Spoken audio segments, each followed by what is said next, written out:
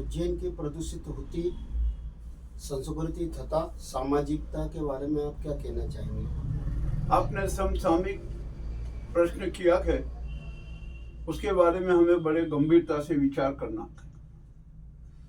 उज्जैन भगवान महाकाल, श्रीमत हर्षदि, अंगारेश्वर, मंगलनाथ, चिंतामन गणेश एवं अन्य धार्मिक स्थानों के लिए प्रसिद्ध है।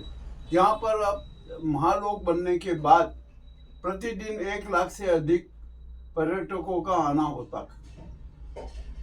बिल्कुल अच्छी बात है कि उज्जैन की आर्थिक तरलता को प्रभावित होते हम देख रहे हैं, परंतु इसके साथ साथ एक बड़ा विचित्र सहयोग भी हो रहा है कि उज्जैन की संस्कृति और सामाजिकता प्रदूषित होती जा रही है।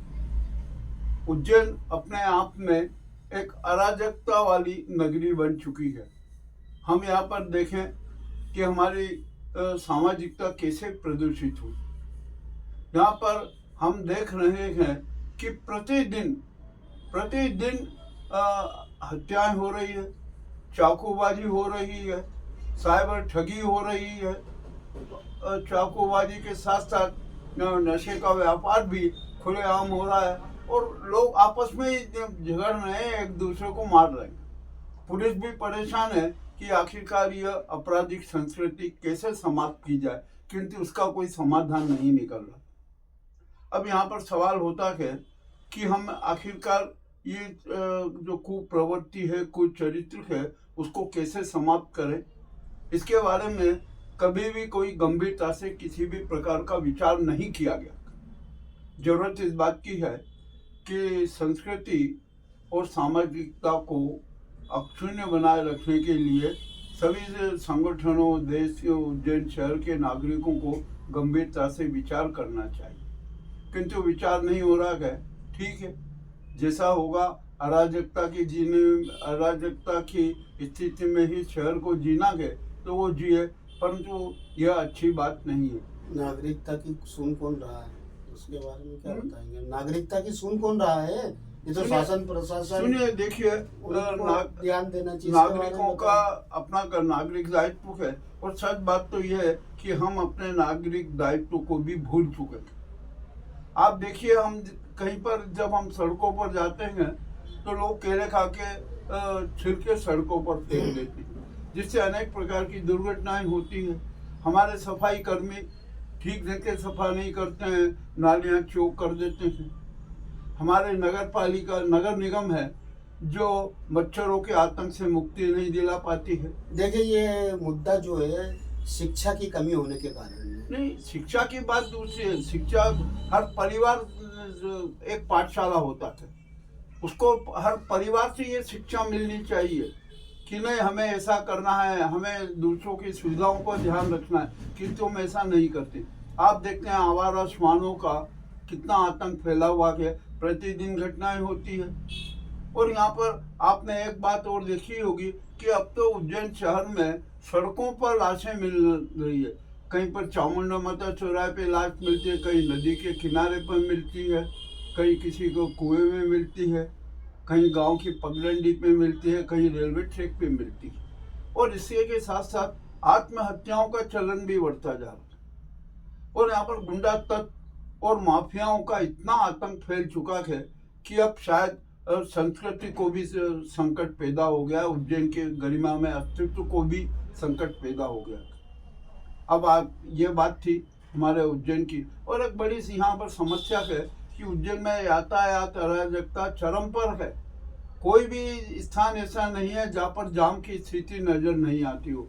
इस स्थिति के लिए सभी मार्गों का चौड़ीकरण करना अत्यावश्यक है।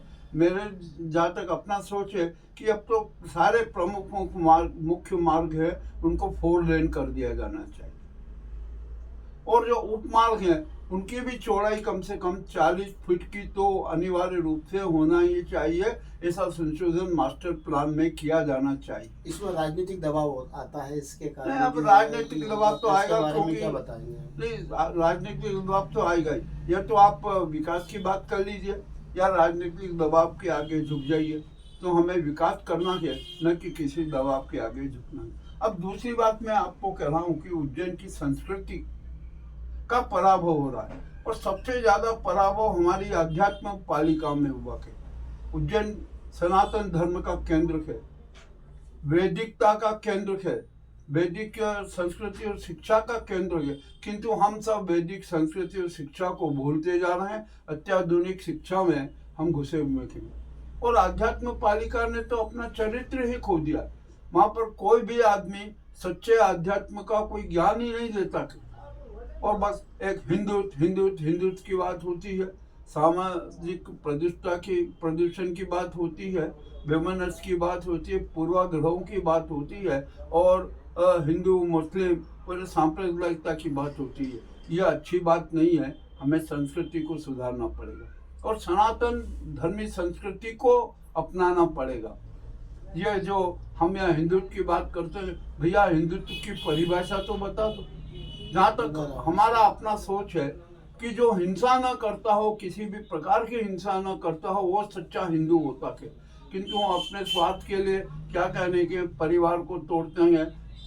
माँ बेटों की हत्या कर रहे, बेटे माँ की हत्या कर रहे हैं, पिता अपने पुत्र की हत्या कर रहा है, पुत्र अपने पिता की हत्या कर रहे, परिवार की हत्या करते हैं कि सामाजिक ढांचा भी ध्वस्त हो चुका है। हमें इसको भी सुधारना होगा, और उसके सुधारने के लिए हमें अपने परिवार की शिक्षा देना पड़ेगी, और जो हमारे आध्यात्मिक जो धर्म गुरु बनते हैं उनको भी सही शिक्षा देना पड़ेगी, किंतु उनका अपना चरित्र ही नहीं सुधरा हुआ है, तो वे सत्संग सुमार की क्या शिक्षा दे। आपने बहुत अच्छी बात बोली है, धर्म गुरु ही कर सकते हैं हमारी संस्कृति को, मगर ये धर्म गुरु अपना लक्ष्य बनाते हैं, उनका लक्ष्य बना हुआ है, उनकी आराधना साधना पैसा है, और आश्रम बनाओ, आश्रम को व्यवसाय केंद्र बनाओ, और अपने भक्तों को किसी भी तरीके से हलाल करो। इस प्रकार की संस्कृति चल रही, यह संस्कृति आत्मघाती है, यह संस्कृति समाप्त होना चाहिए,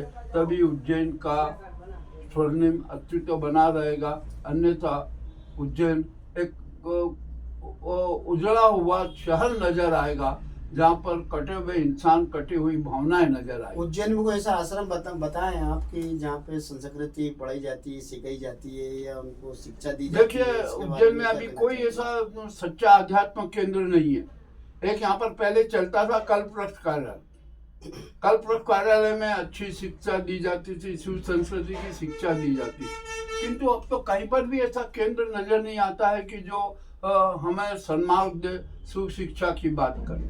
केंद्र बने हैं, अभी हमने जाके रिपोर्ट ली थी एक दो जगह की, तो वहाँ पे भी वही पैसा जो है उनकी इतनी फीस रखी है कि उनके माता पिता उनको पढ़ा ही नहीं सकते। तो भैया हमने आपसे यही तो बात कही कि यहाँ पर जब संस्कृति ही प्रदूषित हो गई तो आप सुधार की किससे आशा करोगे, और कौन सुधारेगा? सब अपने अपने स्वार्थ में लिखते हैं, सबको धन चाहिए, हर प्रकार के जो स्वार्थी कार्य करना पर में विश्वास रखते हैं, तो कैसे संस्कृति सुधरेगी? और जो दिखावे का धर्म और दान, ये तो बिल्कुल व्यर्थ है। हम यहाँ पर देखते हैं कि हमारी जो गौ माता हैं उनको हम बासी रोटी डाल देते हैं, कचरा खिला देते हैं, और गौ माताएं सड़कों पर जो कचरा इकट्ठा होती है उसको खाते नजर आती है। हम सब अपनी संस्कृति से ही भूल चुके हैं, और इसका सारा दोष हमारा जो व्हाट्सएप यूनिवर्सिटी है, जो मोबाइल यूनिवर्सिटी है, उसका सारा दोष उसी पर है, क्योंकि वो तो ऐसी शिक्षा देता है कि जिसकी कोई सीमा ही नहीं। और अब तो छोटे छोटे बच्चे भी व्हाट्सएप यूनिवर्सिटी और जो गेम्स के जो आते हैं वो उसको देखकर वो भी बिगड़ रहे हैं। तो ये जो हमारी संस्कृति को वो जो जिनमें बच्चों में सूर्य संस्कार होना चाहिए, वे सूर्य संस्कार से दूर हो रहे हैं। आपका नाम? केसी यादव, ग्राउंड रिपोर्ट मुकेश लश्करी, टीम न्यूज़ चैनल उज्जैन।